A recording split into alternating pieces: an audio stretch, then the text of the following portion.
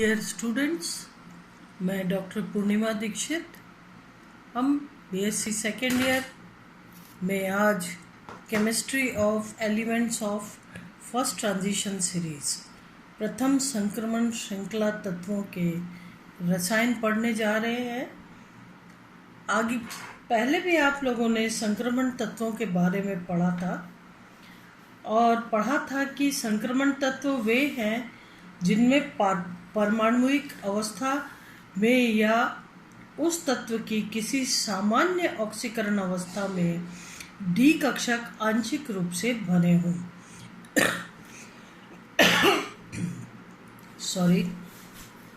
मतलब खास बात यह है कि या तो परमाणुविक अवस्था में या फिर किसी सामान्य ऑक्सीकरण अवस्था में उनके जो डी कक्षक है वो आंशिक रूप से भरे हुए हों। इनका सामान्य इलेक्ट्रॉनिक विन्यास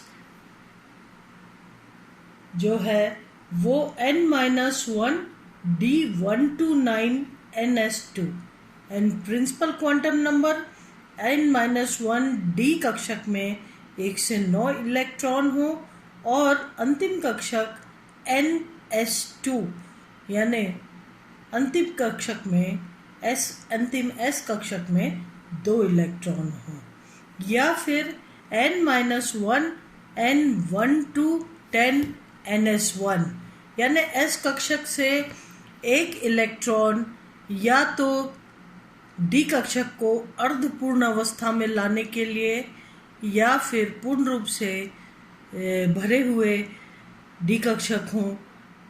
अगर 1 इलेक्ट्रॉन NS कक्षक से D में चला जाए तो ये पूर्ण रूप से भर जाए। ऐसी कंडीशन में 1 इलेक्ट्रॉन S कक्षक अंतिम S कक्षक से D कक्षक में शिफ्ट होकर के और D कक्षक की D कक्षकों को पूर्ण रूप से भर देता है। संक्रमण तत्व वर्ग 2B, आप जानते हैं सेकेंड B, वर्ग सेकेंड B और थर्ड बी के मध्य होते हैं। Second B, first bit B हो गया कॉपर वाला group, copper silver gold. Second B zinc cadmium mercury और थर्ड बी बिल्कुल शुरुआत में आता है एस कक्षकों के बाद scandium, yttrium, lanthanum, actinium third B group में आते हैं। और इस तरीके से संक्रमण तत्व वर्ग सेकेंड बी तथा थर्ड बी के मध्य स्थित होकर मध्यवर्ती गुण दर्शाते हैं। एस ऑर्बिटल्स या एस ब्लॉक एलिमेंट और पी ब्लॉक एलिमेंट के मध्य डी ब्लॉक एलिमेंट्स आते हैं और ये निरंतर गुणों में धीरे धीरे क्रमवश जो इलेक्ट्रोपॉजिटिव नेचर होता है एस कक्षक या एस ब्लॉक एलिमेंट्स का और पी ब्लॉक एलिमेंट का इलेक्ट्रोनेगेटिव नेचर होता है, उनके बीच में क्रमशः जो है अंतर आता रहता है। बीच में 10 डी ब्लॉक एलिमेंट्स आते हैं। वर्ग 3A के तत्व ऋण विद्युती होते हैं, वह सहसंयोजक बंध बनाने की प्रवृत्ति रखते हैं। थर्ड ए मतलब कौन सा हो गया? 13। वर्ग 13 के जो तत्व हैं वो ऋण विद्युती होते हैं और सहसंयोजक बंध बनाने की प्रवृत्ति रखते हैं। संक्रमण तत्व न तो ज़्यादा धन विद्युती होते हैं और न ही ऋण विद्युती होते हैं। ये आयनिक व सहसंयोजक बंध के साथ धात्विक बंध भी बनाने में सक्षम होते हैं। ये तत्व क्रियाशील धातु हैं जो कि एस ब्लॉक से पी ब्लॉक तत्वों तक में आए क्रमिक परिवर्तन को दर्शाते हैं। आवर्त सारणी के डी ब्लॉक तत्वों में जिंक कैडमियम मरकरी वर्ग 12, अभी मैंने आपको बताया था जिंक कैडमियम मरकरी जो कि सेकेंड बी ग्रुप या वर्ग 12 के सदस्य हैं, ये ट्रांजिशन एलिमेंट तो नहीं कहलाते, पर ये डी ब्लॉक एलिमेंट्स कहलाते हैं, क्योंकि आवर्त सारणी के डी ब्लॉक तत्वों में जिंक, कैडमियम, मरकरी वर्ग 12 के सदस्यों को छोड़कर बाकी सभी संक्रमण तत्व कहलाते हैं, क्योंकि इन सभी तत्वों की परमाणुीय अवस्था या स्थायी ऑक्सीकरण अवस्था में डी कक्षक आंशिक रूप से भरे होते हैं। मैंने पहले भी अभी आपको कहा कि खास बात यह है, संक्रमण तत्व वो होते हैं जिनके की डी कक्षक या तो परमाणुीय अवस्था में या फिर किसी खास ऑक्सीकरण अवस्था, स्टेबल स्थायी ऑक्सीकरण अवस्था में जो है वो जिनके डी कक्षक इनकम्प्लीट होते हैं, आंशिक रूप से भरे हुए होते हैं। तो जिंक, कैडमियम, मरकरी में जो इनकी स्थायी ऑक्सीकरण अवस्था है वो +2 और स्थायी ऑक्सीकरण अवस्था में +2 में इनके डी कक्षक चूँकि पूर्ण रूप से भरे हुए होते हैं, इसलिए पूर्ण रूप से भरे होने के कारण ये डी ब्लॉक एलिमेंट्स तो कहलाते हैं, लेकिन ट्रांजिशन एलिमेंट्स नहीं कहलाते। ट्रांजिशन एलिमेंट कहलाने के लिए आवश्यक है कि डी कक्षक जो है अपूर्ण हो, पूर्ण रूप से भरा हुआ नहीं हो। कॉपर, सिल्वर व गोल्ड संक्रमण तत्व हैं, क्योंकि स्थायी ऑक्सीकरण अवस्था +2 व गोल्ड के लिए +3 में इनके डी कक्षक आंशिक रूप से भरे हुए होते हैं। परंतु जिंक, कैडमियम और मरकरी की स्थायी ऑक्सीकरण अवस्था +2 में भी इनका विन्यास जो है वो विन्यास D10 विन्यास होता है, और इसीलिए वर्ग 12 के zinc, cadmium, mercury D block elements, D block तत्व होते हुए भी संक्रमण तत्व नहीं कहलाते। आप सभी ने पढ़ा है कि संक्रमण तत्वों की निम्न 4 श्रेणियां होती हैं। सबसे पहले first transition series 3D series कहलाती है, second 4D, 5th D and then 6th D transition series. प्रथम या 3D श्रेणी स्कैंडियम से शुरू होकर के और कॉपर 29 पर ख़त्म होती है। द्वितीय ट्रांजिशन सीरीज जो है वो इट्रियम 39 से शुरू होकर सिल्वर 47 पर ख़त्म होती है। थर्ड ट्रांजिशन सीरीज जो है वो लेंथेनम से, यहाँ पर लेंथेनाइट 14 लेंथेनाइट तत्व आते हैं लेंथेनम के पश्चात, जिनको कि आप इनर ट्रांजिशन एलिमेंट्स या अंतः संक्रमण तत्व कहते हैं। तो या फिर आप F ब्लॉक एलिमेंट्स कहते हैं। यहाँ पर F कक्षक भरना शुरू होता है लेंथेनम के पश्चात। ठीक है, तो जो थर्ड ट्रांजिशन सीरीज है वो लेंथेनम 57 से शुरू होकर के गोल्ड 79 पर ख़त्म होती है, और जो चौथी ट्रांजिशन सीरीज है एक्टिनियम 89 के पश्चात शुरू होकर के और लॉरेंशियम 103, कुर्चेटोवियम, हैहनियम यहाँ तक पहुँचती है, और लॉरेंशियम 103 पर ये जो इनर ट्रांजिशन एलिमेंट्स हैं इनकी सीरीज़ ख़त्म होती है, या एक्टिनाइड्स जो 14 होते हैं वो लॉरेंशियम पर जा कर के ख़त्म होते हैं।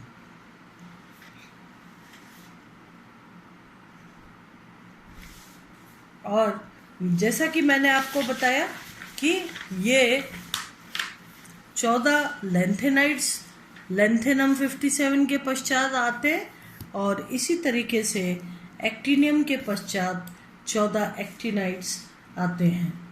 अगर संक्रमण तत्वों का इलेक्ट्रॉनिक विन्यास या इलेक्ट्रॉनिक कॉन्फ़िगरेशन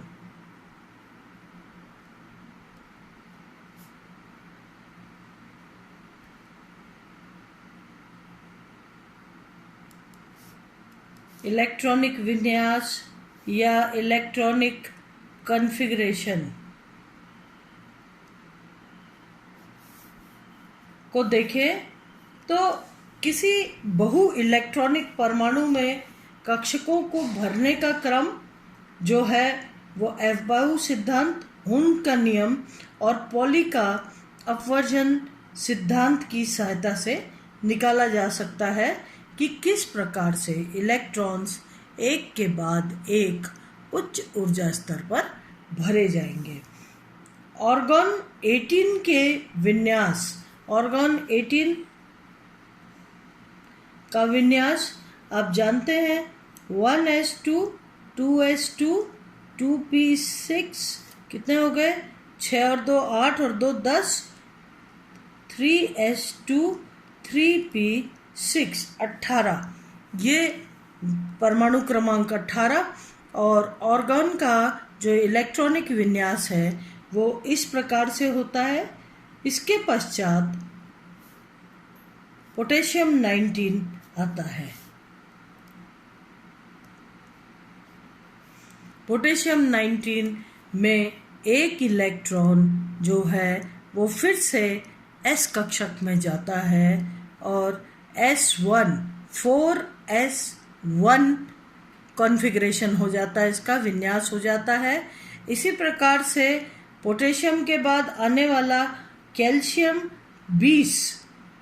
20 पर जो इलेक्ट्रॉन है वो 4s कक्षक को पूर्ण रूप से भर देता है और इस प्रकार से यहाँ पर s कक्षक भर जाता है।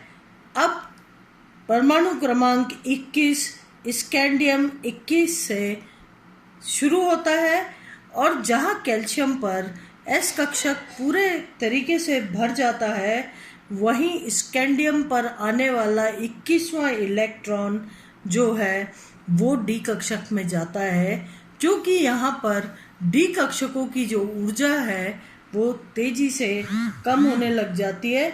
अगर आप इस चार्ट को देखें तो यहाँ पर देखिए आप कि किस तरीके से परमाणु क्रमांक 19, 20, 21, 22 और जो एनर्जी है E वो बढ़ते हुए क्रम में ये S कक्षक के लिए, P कक्षक के लिए और D कक्षक के लिए 19 यानी पोटेशियम में, जहाँ D कक्षक सबसे हायर एनर्जी का था और ये S कक्षक, कौन सा S कक्षक हो गया, ये 3s 3p और ये हो गया 4s 4p and 3d कक्षक।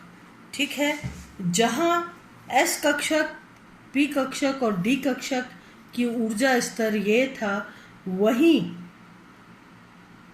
Calcium पर जो D कक्षक का ऊर्जा स्तर है वो घटने लग जाता है और कैल्शियम पर इलेक्ट्रॉन जो है वो S कक्षक को पूर्ण रूप से भर देता है। तो इस प्रकार से कैल्शियम के केस में जो स्थिति होती है वो ये होती है कि P कक्षक जो है वो ऊर्जा में कम हो गया, लेकिन जो D कक्षक है वो S से ऊपर और P के बीच में होते हैं और इस तरीके से D कक्षक कैल्शियम के केस में D कक्षक ऊर्जा में कम होने लग जाते हैं। उसके बाद जैसे ही विन्यास बढ़ता है 21 एटॉमिक नंबर 21 स्कैंडियम के लिए, ये हो गया फॉर स्कैंडियम, ये हो गया था पोटेशियम, ये हो गया कैल्शियम, देन स्कैंडियम के लिए 21वां इलेक्ट्रॉन जब स्कैंडियम में आता है तो D कक्षक ऊर्जा में सर्वाधिक कम हो जाते हैं और इस तरीके से D कक्षकों की ऊर्जा सबसे कम हो जाती है और 21वां इलेक्ट्रॉन स्कैंडियम में डी कक्षक में प्रवेश करता है। इस तरीके से अगर इस स्तर को, ऊर्जा स्तर को देखा जाए तो ये कुछ इस प्रकार से दिखाई देता है। डी कक्षक स्कैंडियम पर ऊर्जा में सबसे कम हो जाते हैं, इसीलिए ये 21वां इलेक्ट्रॉन जो है डी कक्षक में प्रवेश करता है। इसके बाद टाइटेनियम में डी कक्षक की ऊर्जा और भी कम हो जाती है टाइटेनियम में, और ये एस कक्षक और ये पी कक्षक, यहाँ पर स्कैंडियम में अगर देखा जाए तो ये डी कक्षक जो है ऊर्जा में सर्वाधिक कम हो जाते हैं, इसलिए स्कैंडियम से एक एक इलेक्ट्रॉन 3D कक्षक में भरना शुरू हो जाता है और इस प्रकार के ग्राफ की प्राप्ति होती है।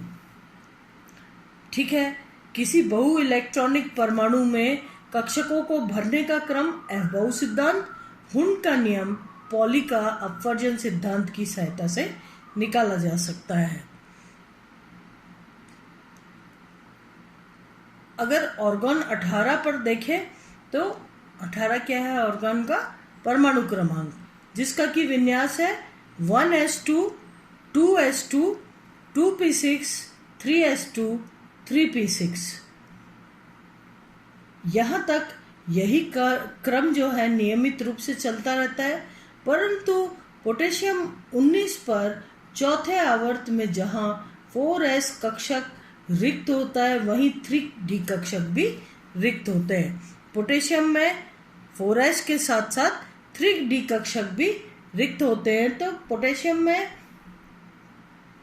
4s कक्षकों की भेदन क्षमता यहाँ पर अधिक होती है, इसलिए ये ऊर्जा में निम्न स्तर के होते हैं, ऊर्जा में कम होते हैं, और इसीलिए जो है 4s व 3D में ऊर्जा अंतर हालांकि बहुत कम होता है, लेकिन फिर भी पोटेशियम के केस में 4s की ऊर्जा सबसे कम होती है, इसलिए 19वां इलेक्ट्रॉन 4s कक्षक में आता है। और अगले ही तत्व कैल्शियम में विन्यास 4s2 हो जाता है। ठीक है, कैल्शियम में ये 4s2 हो जाता है। अब s कक्षक यहाँ पर भर जाते हैं। इस कक्षक के पूर्ण होते ही 4s कक्षक विसरित हो जाते हैं, यानी कि अंतरिक्ष में फैल जाते हैं और ऊर्जा में अधिक हो जाते हैं। तो क्या होता है कि 3D कक्षक जो हैं वो ऊर्जा में कम होने लग जाते हैं 4s से, और इसीलिए क्या होता है कि अगले तत्व स्कैंडियम 21 में इलेक्ट्रॉन 3D कक्षकों में प्रवेश करते हैं। इलेक्ट्रॉन के प्रवेश के साथ 3D कक्षक के इलेक्ट्रॉन 4s कक्षकों के इलेक्ट्रॉन को भी प्रतिकर्षित करते हैं। आप जानते हैं 3D अगर ऊर्जा में कम हो गए तो 4s विसरित हो गए, तो अब 3D कक्षक जो है 4s को रिपेल करेंगे, प्रतिकर्षित करेंगे, और 4s कक्षक और भी अधिक ऊर्जा में हो जाएंगे और D कक्षक अंदर की तरफ, नाभिक की तरफ धंस जाएंगे और ऊर्जा में कम हो जाएंगे। तो 4s कक्षकों के इलेक्ट्रॉन को प्रतिकर्षित के साथ साथ 3D कक्षक के इलेक्ट्रॉन प्रतिकर्षित करने के साथ साथ 3D इलेक्ट्रॉन नाभिक के द्वारा आकर्षित हो रहे हैं, ऊर्जा में और कम हो जाएंगे, नाभिक के निकट आ जाएंगे। अतः स्कैंडियम 21 से जिंक 30 तक एक एक इलेक्ट्रॉन 3D कक्षकों में प्रवेश करते जाते हैं। संक्रमण तत्वों की निम्नतम ऊर्जा अवस्था की गणना इलेक्ट्रॉन प्रतिकर्षण, आवरण प्रभाव या स्क्रीनिंग इफेक्ट व समान चक्रण वाले इलेक्ट्रॉन्स के विनिमय स्थायीकरण एक्सचेंज स्टेबिलाइजेशन आदि द्वारा की जाती है। इस आधार पर इनके दो संभव इलेक्ट्रॉनिक विन्यास होते हैं। आप देखिए इस तरीके से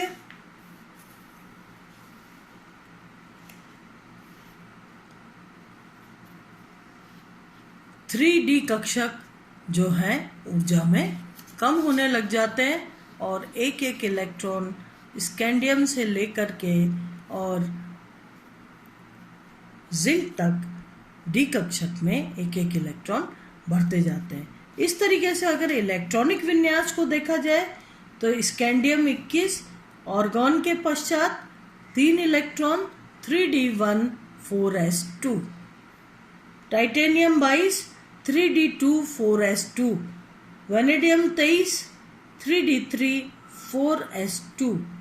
क्रोमियम पर देखिए आप, क्रोमियम 24 अगर 3d4 4s1 ये 3d4 4s2 विन्यास से अगर एक इलेक्ट्रॉन डी कक्षक में चला जाए तो ये अर्धपूर्ण अवस्था में हो जाता है और यही कारण है कि क्रोमियम में एक इलेक्ट्रॉन 4s कक्षक से 3d कक्षक में आके विन्यास अर्धपूर्ण अवस्था में या अधिक स्थायी अवस्था में आ जाता है। तो क्रोमियम का जो विन्यास है 3d5 4s1, मैग्नीज का 3d5 4s2, आयरन का 3d6 4s2 और कोबाल्ट का 3d7 4s2, निकिल में 3d8 4s2। अब कॉपर पर आप देखिए जैसा कि क्रोमियम में अर्धपूर्ण विन्यास के लिए एक इलेक्ट्रॉन 4s कक्षक से 3d में आके क्रोमियम का विन्यास अर्धपूर्ण डी कक्षक अर्धपूर्ण रूप से भर देता है।